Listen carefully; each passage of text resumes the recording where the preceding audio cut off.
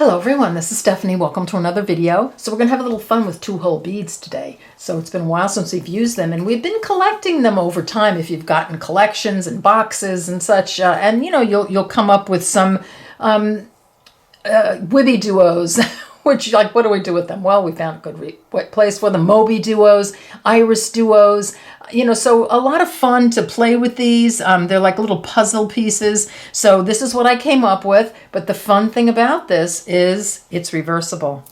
So we've got this on one side and we've got a bezel on the other side. And it is so much fun and so easy to do. This is probably the easiest bezel you'll ever do. So here's the blue one on this side. I used one of those Lunasoft cabs here, and which is sort of flat. I don't know if it's Lunasoft. I think this one might be Lunasoft, a Lunasoft cab. Isn't that cool? I love that glow on that one. So you can wear them either that way or you can wear them this way. So very cool, I think, anyway. All right, so I'm going to clear this off. We'll get a materials list going and we'll get started. So please don't forget to like and subscribe to my channel and ring that bell so you get notified when I upload a video. And try to watch the video all the way through. It's not a long one, so I appreciate that too. All right, thanks so much. Let's get a materials list going. So there are a lot of materials, but it really is, it's such an easy pendant. So you need some Iris Duos, and that's this bead here, which looks kind of like a, I mean, it's one of the duos. It's kind of like a gem duo, only it's rounded. It doesn't have a point here. So love those. This is a Moby Duo. I can't even describe this, but it fit beautifully.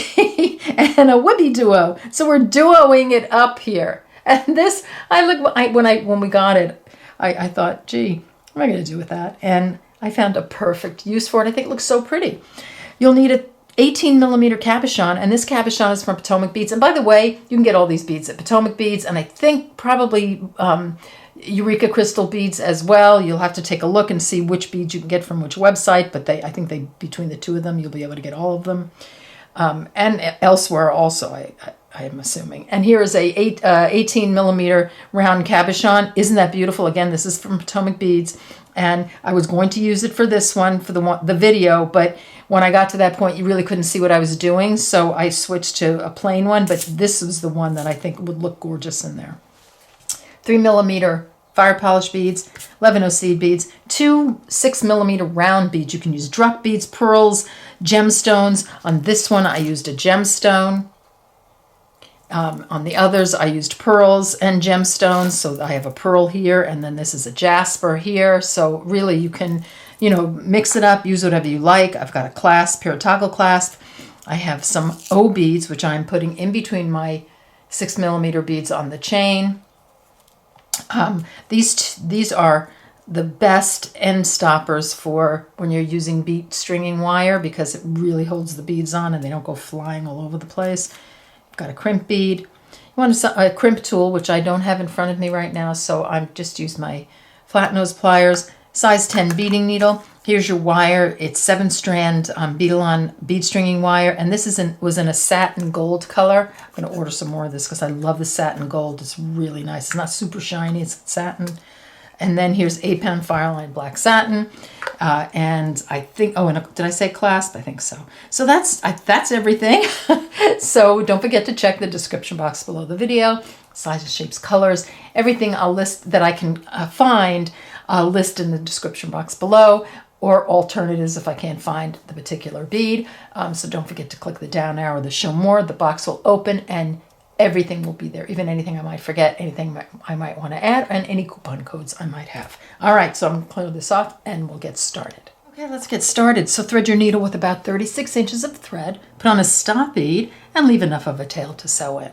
So I picked up and dropped down to my stop bead an Iris Duo, a Moby Duo, an Iris Duo, a Moby Duo, Iris, Moby, Iris, and Moby. So we have 4 of each, alternating, and notice where I'm coming through that hole, the bottom hole right there.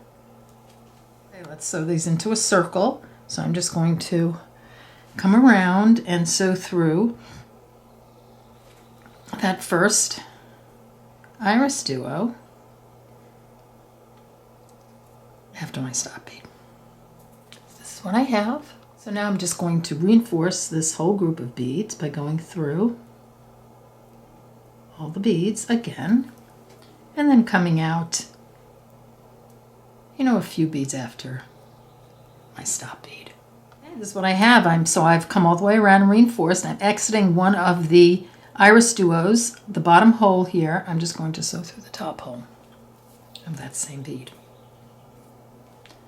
Just like that. So before we put our Wibeduos on, this is future me. I've already finished the video, and I wanted to add something here in the beginning, because I want you to sew this tail thread in, which I didn't, and you'll see in the subsequent clips that I did not sew it in, and by the time I sewed it in, it was so hard to sew it in. So I'm exiting, you know, the Iridescent. I'm just going to do a little half-hitch knot here, and then I'm going to go through a couple of beads, so the Moby Duo and the next one, and then you can do that one more time and just clip the thread off. There's nothing more than that, just to get this out of the way, so because it will be a bear to sew in later. Okay, there you go. I'm going to add the Wibeduos. So I'm picking up a Wibeduo, which is the funniest name, but it's really a pretty bead. So I'm picking it up like so, because I want to fit it right here, and I'm going to sew through the top hole of that next bead, which is the Moby Duo. When I pull, sits that guy right there. I pick up another one, like that. I'm going to sew through the next bead. So that's the Iridescent. Giving that a pull. So it looks like I'm just going to do that all the way around. Okay, coming down to the end, I'm going to put on one more of my little wibbies. I'm going to sew through the next bead. So let's just sew through that blue bead, so the Iridescent. Giving that a little pull. And then I'm going to sew through the wibbee, like so. And then, so I'm exiting the bottom hole of the wibbee. I'm just going to sew through the top hole of the wibbee. And just place that thread there. You're not going to see it. It will get lost. Okay, next up I'm going to add some 11-Os. So I'm going to grab my 11-Os. I'm going to take 3 of them. Exiting the Wibeduo. And right the top hole, I'm just going to sew through the top hole of the next one. Like that. Now I'm going to pick up an 11-O, my 6mm and 11-O, and I'm going to sew through the top hole of the next wibbee guide. Just make sure that sits like so. Then I'm going to pick up 3 11-Os and sew through the next Wibeduo. And then I'm going to pick up an 11-O, my 6mm bead, and 11-O, sew through the next one. Like that. So I'm going to do that all the way around until I have 4 of my 6mm beads on with the 11-Os in between. Okay, coming down to the end, and I'm putting on my last 11-O, 6mm 11-O. So I'm through the wibbee. And just making sure that sits nicely into place, giving it a nice pull. And then I'm going to sew up through these first 3 11-Os. Okay, next up, I'm going to pick up 3 11-Os. And I'm going to sew through this 11-O on the other side of this Wibeduo. Like that. And then I'm going to sew directly through my 6mm and through the next 11-O.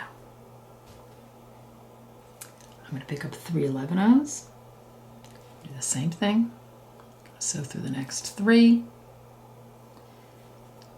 there, and then I'm going to pick up 3 11-Os, and I'm going to sew through the next 11-O here. So we're just adding 3 11-Os all the way around, sewing through the 6mm and the 11-Os. So we're just sort of connecting those 11-Os. 3 11-Os. through these 3. And it's going to sort of curve in a little bit. That's fine. 3 11-ohs.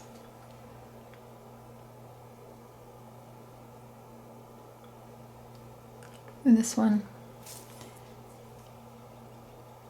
3 or 6 millimeter.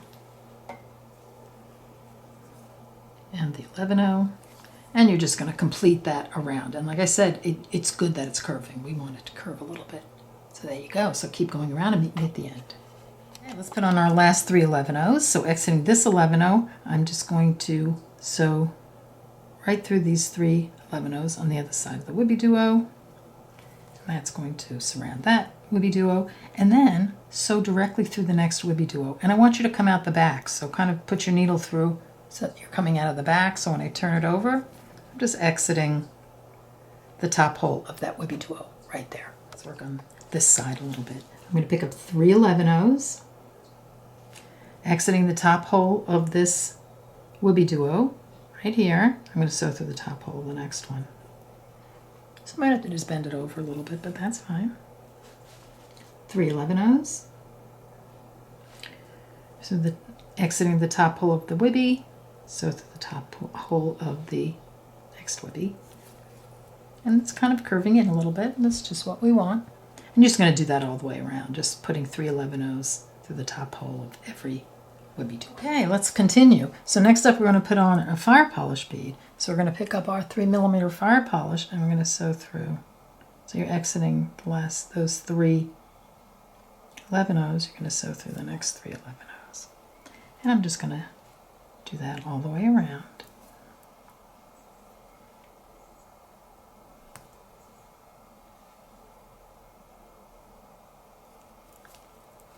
Like that, and keep doing that all the way around, and then we'll pop the stone in at the end. Okay, let's put our last fire polish bead on. So picking up the fire polish, sewing through the next 3 11-ohs, and then through the next fire polish bead, like that. This is what we have. I'm going to pop my stone in. So there you go. You want it to click into place right there. I'm going to pick up 3 11-ohs. I'm going to sew through the next fire polish bead. I'm going to pick up 3 11-ohs. I'm going to sew through the next fire polish bead. 3 11-ohs. You got it. Just going to keep going around, sewing through each fire polish bead with my 11-ohs, and then we'll continue. Okay, I'm coming down to the end of my last 3 11-ohs. Now, just a note here, if because cabochons are all different thicknesses, and some are a little bit bigger than others, you may need to adjust the amount of seed beads you put here. Maybe 2 will work, or maybe 2 11-ohs and a 15-oh, or 3 15-ohs. So you might have to play with that a little bit just because cabs are all different. So my last 3, I'm doing the 3 11-ohs. I'm going to pop those on, and then I'm going to sew through the next 3 11-ohs, like that. This is what I have. Next up, we're going to reinforce. So all I'm going to do here is my thread is exiting the 3 11-ohs. I'm going to skip the 3 millimeter, and I'm going to sew through the next 3 11-ohs and pull inward, and that pulls my beads in a little bit. Now it's going to leave a little bit of thread showing right here, but it kind of goes underneath and you don't really see it. And this is a relatively light stone, so I don't think you're going to see it. But if you're concerned about seeing that thread, you can always put a bead there, instead of just having the thread going through. So you can put maybe an 11-oh or a couple of 15-ohs, anything that will pull it in, but that, won't, and keep it, and fill in this space, a little bit. You want it to be tight, so you want it to come in a little bit. So make sure it's a small bead if you want to put something there. But I don't really see as I said, I don't really see the thread, and this pulls it in really nicely. So I'm bringing it all the way around like that, pulling inward, and there we go. It's all done. So at this point, I'll just reinforce again, and then, if I need to, and then just sew through one of the 3 millimeters, and then you could sew through the 3 11-ohs, put a half hitch knot, sew through the fire polish, and do that all the way around if you need to. But it's nice and secure. Looks great. All right, so there you have it. So let's finish that up and then we'll move on to the chain. Okay, let's do the chain. So simple. Just take a piece of bead stringing wire and I'll link down below. You know, and it'll be in the materials list, you know, what size and all that I use. And I've just cut a piece. I did about 25 inches because, you know, I just wasn't sure what size I want to make my necklace. And I like to have extra. So you just want to do it, you know, so that you'll be able to put your crimp bead on and all that. So have an extra couple of inches at each end, whatever length you make it.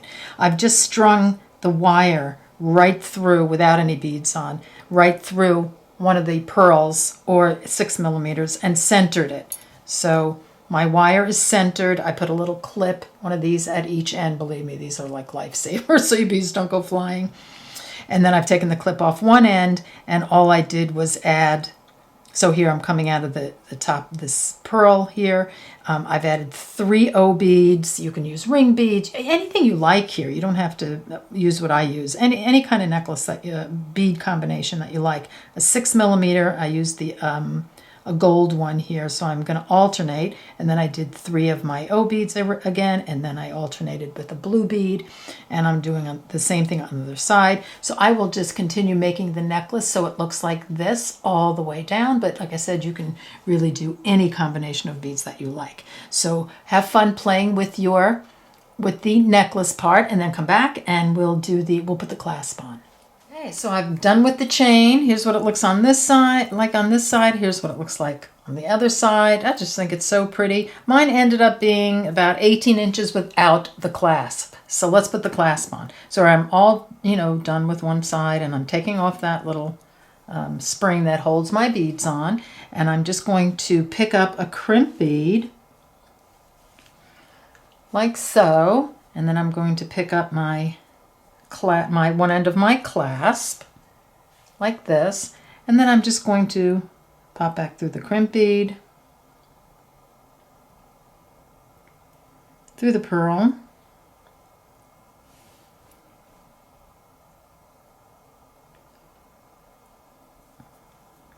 through the next few beads.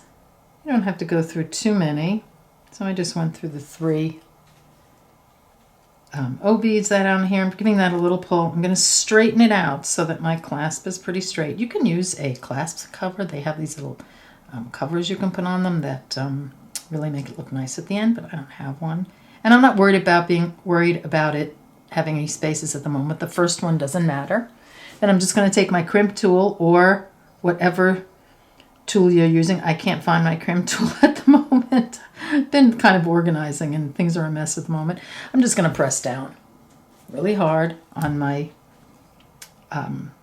flat nose pliers, and like I said, you can use your crimp tool here, and that's just looks like so. So I have that on, and then I'm just going to pull my other side. See, so it's tight now. Now this is the end. Let me make this a little smaller so you can trim your pieces so they're smaller, shorter and easier to handle. So here I'm checking everything. I'm nice and snug here. I mean, you don't want to buckle it, but it will stretch a little bit. So here everything looks good. I don't have any big spaces anywhere. I'm going to hold it, so I'm holding it down with this finger, and I'm going to put a crimp bead on this side. So this is the one where you have to be careful that you're not going to have any space. Then I'm going to go through my clasp like that. And then I'm going to come down through the crimp bead like that. And then I'm going to go through the pearl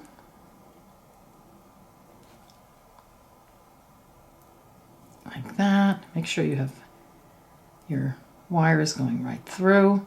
And then I'm just going to push it through a little bit. Where'd it go? Here it is.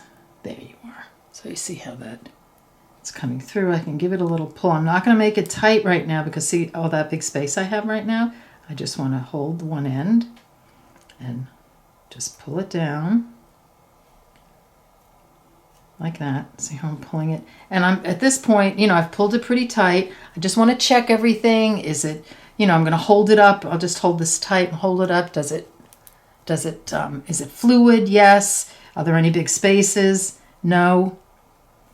So here I want to just And we'll get to that in a second. So I'm just going to crimp this end. And so before I crimp this end, just want to make sure everybody's tight.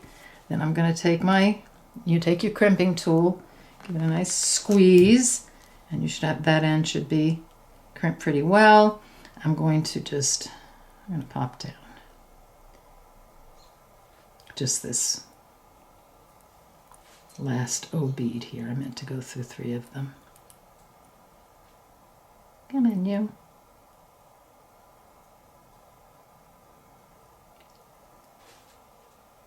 It's wanting to go through the pearl, but I'll just go down the O bead. So there I have that connected. And then I'm just going to clip off my threads at this point. So clipping off 1, clipping off the other. I'm going to just kind of straighten it out a little bit.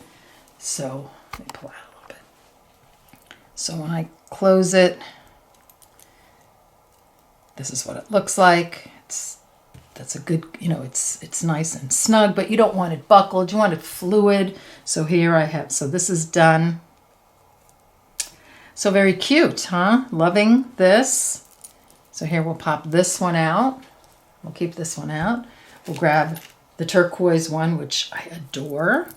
I love that, and I love that stone in there. And then we have this very, very pretty sort of sunshiny, sun glowy looking necklace there. So there you go. Here's our reversible necklace. I think it came out really great. And how easy is this to do, but how it looks so complicated. So I want to thank you so much for joining me, and I'll see you in the next video. Take care. Bye-bye.